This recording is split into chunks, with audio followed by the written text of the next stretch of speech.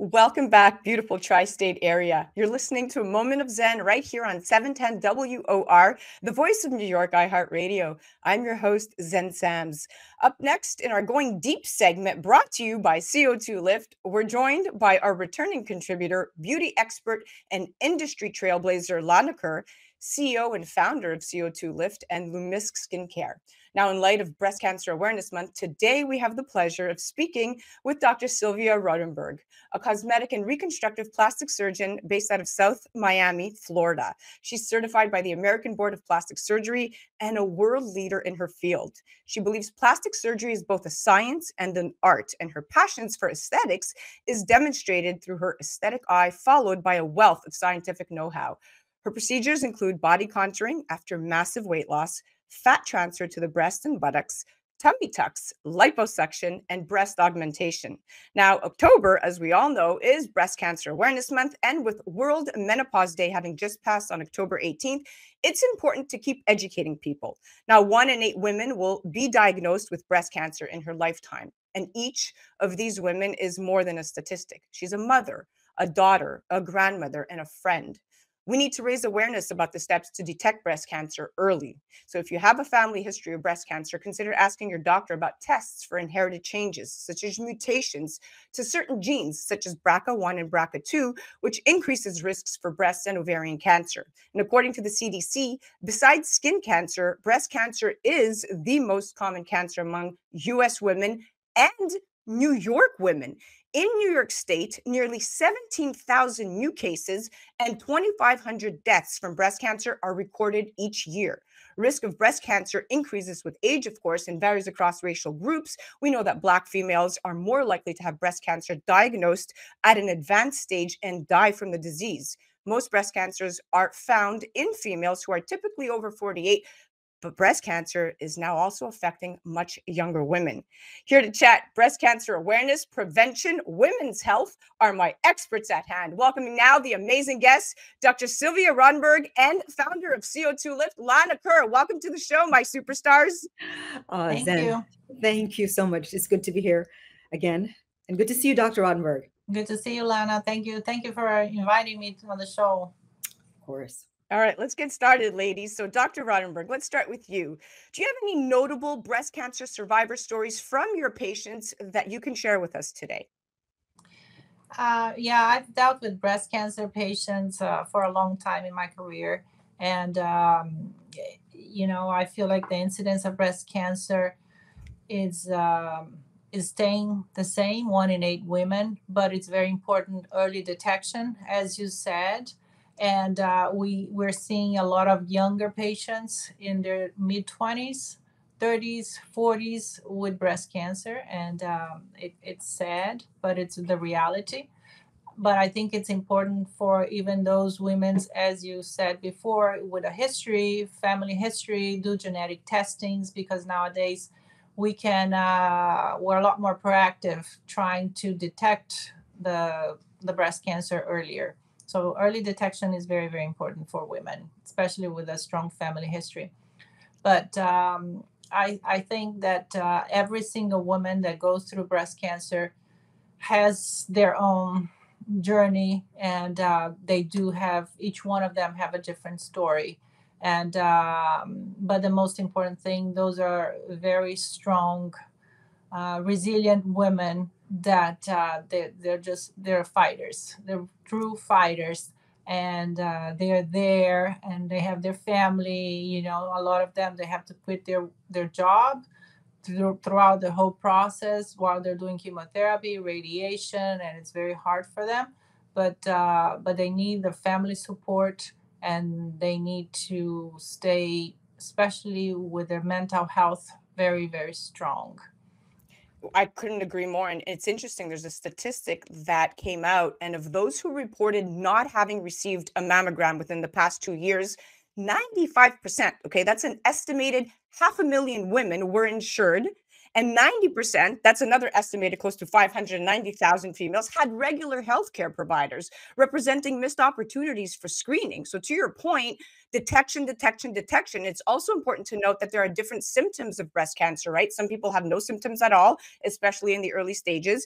So, any changes in the size or the shape of the breast, or pain in the area of the breast, nipple discharge, right? These are the things that we always say to advise to go seek, an opinion from your doctor, all noteworthy and must be communicated to your doctor. Now, Dr. Rotenberg, I have another question for you. Some patients report cancer-related cognitive impairment, what they call CRCI, after breast cancer treatment, and symptoms can persist for years. So people with CRCI experience memory problems, difficulty making decisions, trouble planning and performing tasks.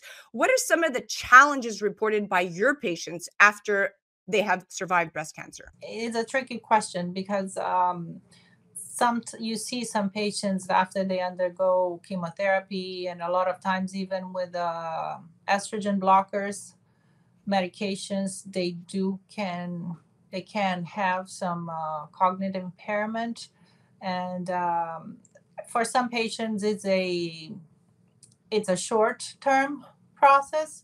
For other patients, they feel it's more of a long term. They feel like sometimes after chemotherapy their memory is never the same. They have that brain fog. But I always tell them, you have to work it out with your own brain and your memory. Trying to do exercises, trying to be very active. Exercise is the number one thing that patients need to do. Even if you're going through chemotherapy, radiation, you should dedicate about half an hour of your time during the day to do some sort of exercise, because that's what's going to increase your circulation, your blood flow. Your brain will be more active, more vascularized. You will detox your whole system. You will remove all those bad toxins from your system. You need to sweat, and that also impacts your cognitive function.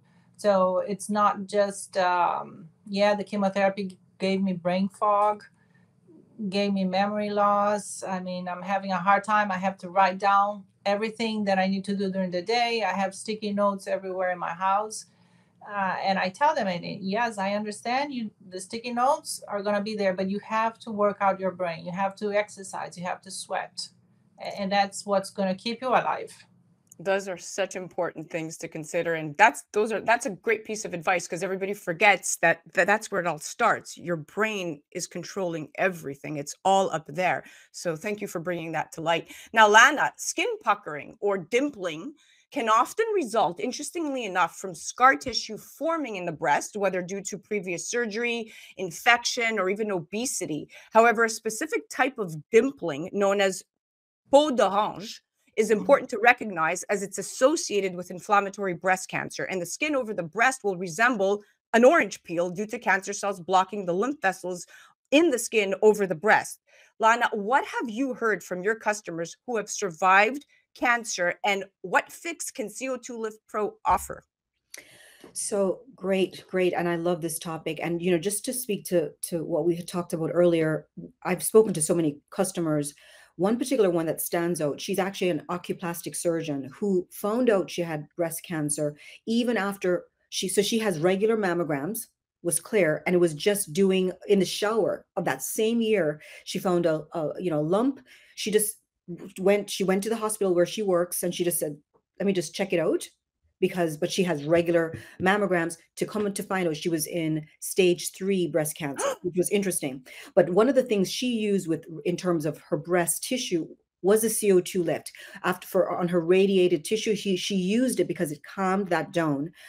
So that was one of the things she used. In fact, even which was interesting, because I did a live with her during the process, when she lost her hair, she used the CO2 lift on her scalp, which she attributed her hair growth to using the CO2 lift. Because again, just to Dr. Rotenberg's point, blood flow is important. And one of the things when you use CO2 lift is you're increasing blood flow to the area. So the breast tissue, on the hair, and then of course, the dryness that you can experience in the vulvovaginal region.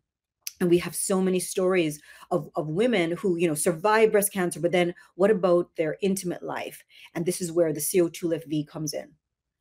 I love the CO2Lift V. I've tried it myself, but I love carboxytherapy in general. It has so many proprietary uses. I mean, non-invasive procedure, that's the biggest selling point for me. But when you involve the therapeutic use of carbon dioxide for skin rejuvenation, now we're going into a whole different conversation, because I know for a fact I've started to see some great results, because when you think of it from a scientific perspective, when infused into the skin, CO2 immediately, like instantly, Mhm. diffuses at the cutaneous and muscular microcircuitry levels, and this results in so much higher tissue oxygenation and neoangiogenesis. I repeat this all the time. There's science behind it. The blood vessels widen, it increases transport of oxygen body tissues for regular regeneration and anti-inflammatory effects. And this has actually been around since the 1930s. Of course, the method of delivery Mm. has improved since then with this new gel delivery system called CO2Lift. So I'm going to ask Dr. Rotenberg, with so much breast talk and CO2Lift Pro and CO2Lift V, what are you offering your breast cancer survivor patients to help them heal, not mentally, because we talked about the brain effects, but physically, doctor? I'm very happy that I was introduced to Lana about a year ago, and I feel that the CO2 lift in my practice has changed the way I talk to patients and I try to help them out. It's very important, especially for breast cancer patients and postmenopausal women in general. Also, the CO2, especially the V lift, the vaginal women, they have a lot of vaginal dryness, urogenital problems. They start having feel like they have this burning sensation to urinate. They have a lot of urinary tract infections because of the dryness. It's all because of the lack of estrogen. And with the CO2 V lift, that has helped them not have that discomfort constantly or on a daily basis. And the good thing about this product is that I tell them, I said, there's no, you can use it every day if you have 45 minutes, and that will help you. And they're very, very happy because there are a lot of products out there for vaginal dryness for women, but I feel this is the one that will give you the longer lasting result You because, said it. like You're you said, carboxytherapy, it's very it's very effective. The problem is you need a needle, you have to inject subcutaneous and it's painful. So patients don't do it. But with the mask and research has shown that there's absorption in the dermis and in the early musculature of the carboxytherapy. So that is what it changes the physiology of all the systems. It changes the connective tissue and it helps you restore the physiology of all the systems. And I think that for the vulva and the vagina, it's the best product out there by far, Boy, you've done better your than research. estrogen. You know your stuff, doctor. I'm coming to you. Now, of course, CO2 Lift Pro as a medical monotherapy is very, very effective because it's great for severely dry skin, itchy skin, and for the speedy healing of wounds, because of that increased blood flow. So I'm glad you brought that out. Now, we have about a minute left, and we know that it was Menopause Awareness Day, October 18th, just a few days ago. What are some of the things, Lana, that you're doing to relieve symptoms of menopause at CO2 Lift? Well, just to what Dr. Rotenberg said, I use it myself as a woman in menopause. I've been using the CO2Lift V. Once I did the 10 treatments, then I just maintain it with monthly treatment. And what that has helped me with is when you go into through menopause, you're going to experience decreased pleasure during sexual intercourse, maybe even decreased desire because of just decrease in your hormones. This, I feel, it has helped me just by increasing blood flow. It brought me back to that mind body connection, more as again, more the thicker tissue. So sexual intercourse is more pleasurable, and just the awareness of what's happening down there, the confidence that I feel has helped me during this period of time that I see menopause as just a great beginning to another section of my life. I love your transparency. Dr. Rotenberg, what advice do you have to your patients who are going through menopause right now? I have to agree 100% with Lana, because I'm also postmenopausal and I use this as a treatment for myself, and I love it. I love it. And okay. Since we're all being honest now, I'm not in menopause, but I have used the V for vaginal dryness because I underwent radiation therapy for thyroid disease, and the radiation really affected me. I mean, I'm not in menopause state, but the V helped me a lot, and it actually like rejuvenated everything up there. I was like, wow, it looks different today. No, yes, it even helps with a little bit of tightness. Intercourse is more pleasurable. It's a lot more fun because you're more sensitive. Yes, because it brings out that blood supply, the vascularization, so you feel like new. Well, I think we stumbled on a gold mine here. Thank you, ladies. We are officially out of time. Thank you for your honesty, your transparency. Dr. Rotenberg, thank you for great pieces of advice and really just doing your research and being a leader in your field. You are amazing. Thank you. Lana, you know how I feel about you. I do. Thank you. Absolutely. Thank you.